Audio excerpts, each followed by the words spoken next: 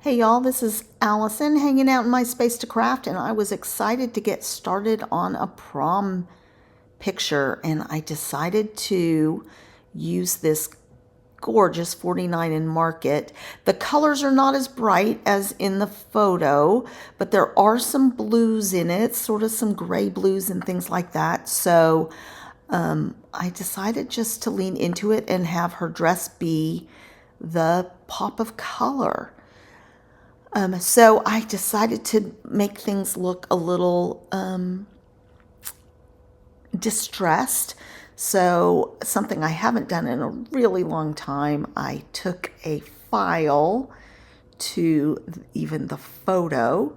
And that's because it didn't look right to have a big white border around this photo, but I wanted a little more contrast with the layers of mats.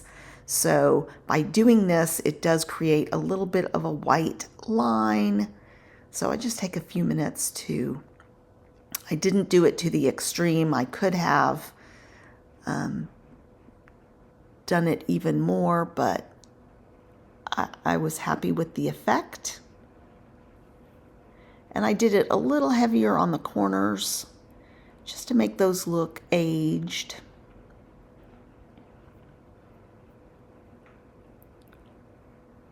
To go with sort of that layered distressed look of the 49&Mkt papers.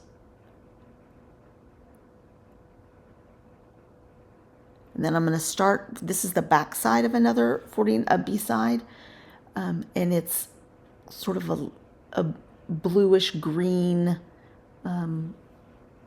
stripe, and that's creating enough of a light background. So I do a little bit of the distressing on this too, and I ink it. And I am using black soot because there's quite a bit of black in the paper. And then I'm using this, it is a black shimmer paper, but with the shimmer it comes out almost a dark gray. And I'm going to use my distress tool on that. It is black core, so the filing wouldn't do much. So I just rough up those edges a little bit. Ink the edges of the paper just to help define it. And then I'm also going to take my utility knife. Oh, I added in some vellum, and I'm going to keep this, use some vellum maybe on some of the other pages too, because it creates a nice difference in texture, especially if you're doing a lot of black and white on pages. But this is going to soften the area around the photo a little bit. And I did want to tear it. So I take out this tearing tool. It didn't work great. I wasn't happy with the outcome of that. So I just take a ruler and I'm just going to do a straight line tear. But I think with vellum, it doesn't look as good if it's not a little bit torn. So some of the edges I tear a little bit more randomly than others. And I do end up tearing a little bit more off this after I stick it on the page. So I wanted to get in this little pop of blue, and I decided to do it by using my Creative Memories border kit and just doing this little scallop ribbon.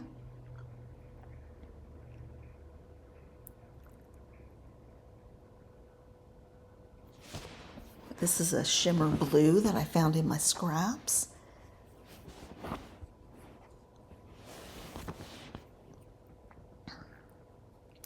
And I'm going to use these two border strips that I took off these two pieces of paper and add those and make a little shelf for the photo.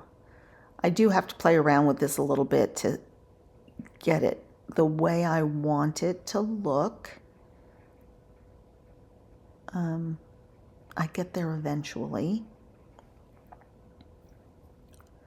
I don't necessarily need both sides of the scallop showing, so that's what I end up with eventually.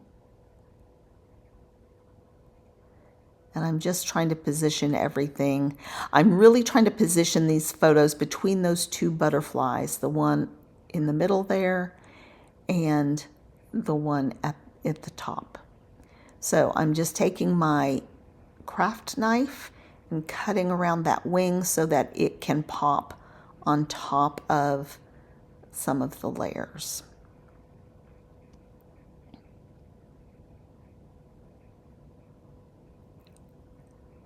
And then this wing, I do the same.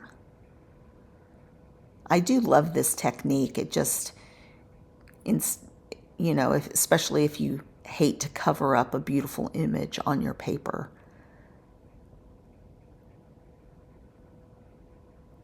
And then it turns it into a piece of ephemera instead of a piece of the background.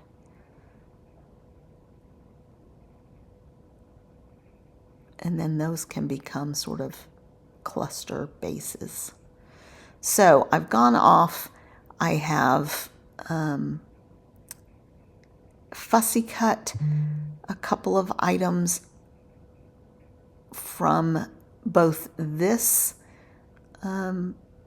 set of 49&Mkt papers and another one that I had that had another butterfly on it with some blue. So a couple of fussy cut items, and I've created a little layer of those border strips, including the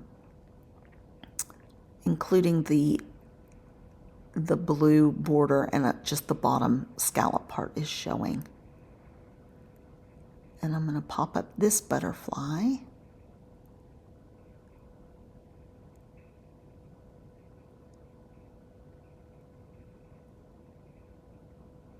Just to bridge that angle. And then I had a little bit of one of the border strips left over, so I'm going to create a little banner up there. So there's a ticket, that butterfly, and the banner. So I'm adding that to create a little cluster up there. And I liked this clock with the dragonfly on it because it's prom time. So I thought that kind of worked. And then I'm using this super old Creative Memories alpha to write gorgeous couple. I'm still looking for ideas, you guys, for titles for some of these pages. I'm not sure. Prom time might be one of them, or Ready for Prom, or Prom Here We Come, but I'm looking for other ideas for these photos because I've got at least 4 pages to do. Might be more if I print out some more pictures because I hate for a gorgeous picture to go unused. I've had this set of pearls in swirls for quite a long time, and I really wanted to include them on this page. I end up cutting it into 3 bits instead of just the 2.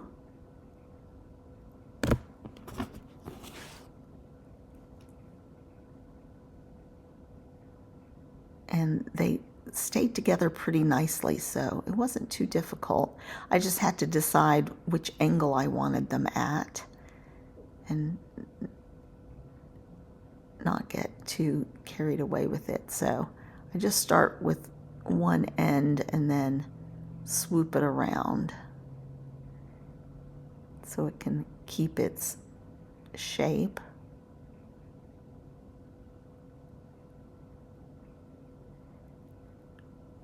And then I'm going to do one up the other side, and that will sort of help connect the title.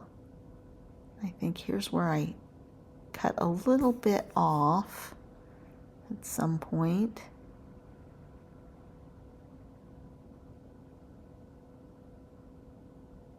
that I can put up at the top. I think that's what I did.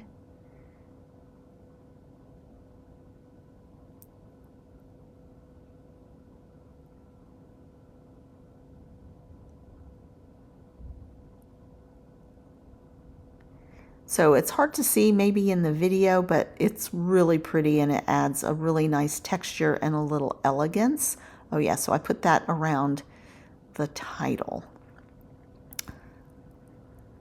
And then I'm going to sprinkle some sequins to add a little bit more blue onto the page. And these are Bluebell from Close to My Heart. Blue is my daughter's favorite color, as you can tell. Well, pink, really. She's in a pink phase again. But she looks so good in blue, and her eyes are blue. And so I think I'm going to end up using this sequin mix quite a bit. This is the second layout I've used on it since I got it. And I think there's probably more to come. Just because it's perfect for her. And she likes bling. She's a blingy girl. So I just hand sprinkled those and sort of glued them down where they landed for the most part.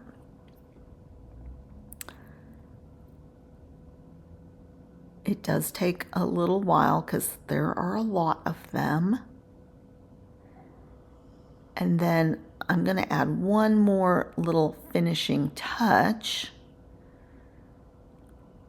before we do close-ups.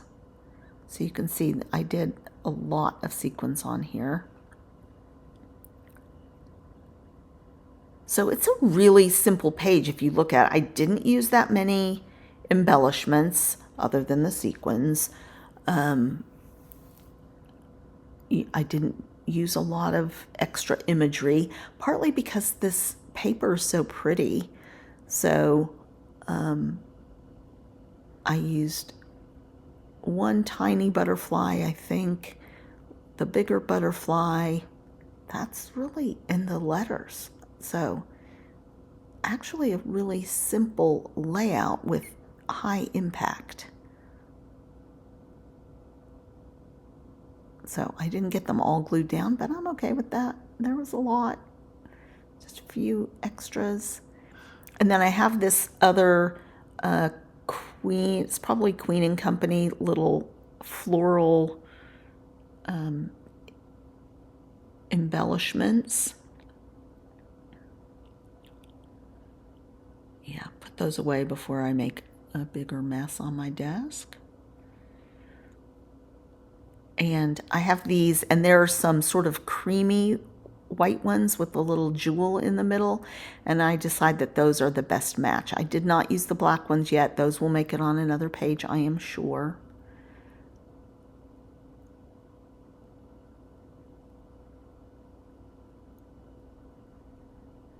But I didn't feel like the black matched with the blue sequins.